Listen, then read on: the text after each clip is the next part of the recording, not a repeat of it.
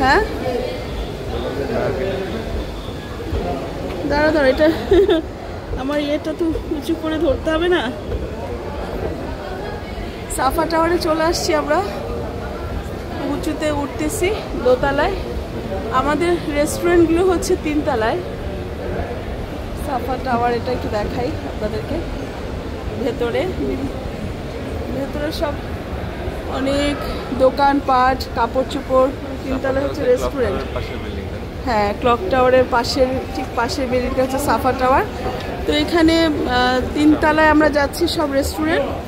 Clock টাওয়ারেও যেমন সব restaurant আছে, কিন্তু ওটা অনেক এক্সপেন্সিভ। হ্যালো। তো মানুষ খুব ফ্রেন্ডলি, অনেকে ভাবে আমি ইউটিউবার আসলে, কিন্তু আমার ইনফরমেশনগুলো সবাই নিতে চায় না কেন জানি না। এই 3 তলায় যাচ্ছি, এখানে সব রেস্টুরেন্ট, বাংলাদেশি রেস্টুরেন্টও প্রচুর আছে সাফা টাওয়ারে। তবে ক্লক টাওয়ারে খাবারের দাম একদম আকাশচুম্বী, সব ধরনের ব্র্যান্ডই পাওয়া যায়।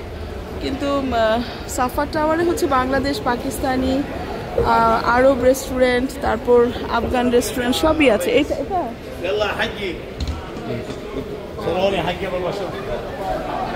হচ্ছে কোন জুস? হ্যাঁ, অরেঞ্জ জুসটা নিয়ে নাও আগে।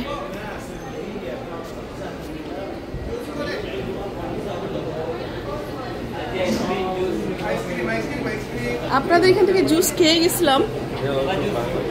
হ্যাঁ, mango strawberry guava kiwi strawberry jam fresh orange पहले भी लिया था। एक फ्रेश ऑरेंज दाओ और एक হচ্ছে ऑरेंज एंड मैंगो। बर्फ चाहिए? बर्फ नहीं, बर्फ नहीं चाहिए। ये আমরা জুস নিব। एक जूस में थोड़ा फ्रेश मैंगो मिक्स करो। फ्रेश আছে কিনা দেখো, জিজ্ঞেস করো আগে।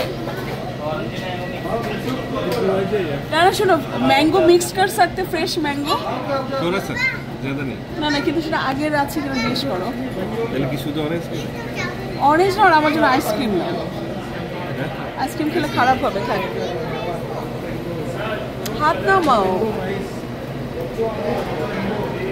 दो चाहिए, दो।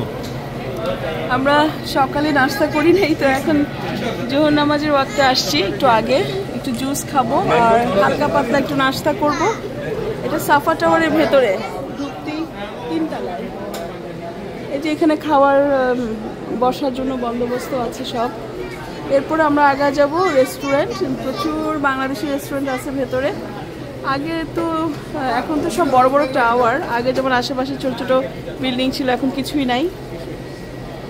তো রেখে দিচ্ছি, আল্লাহ হাফেজ। কারণ জুসটা কালেক্ট করছে।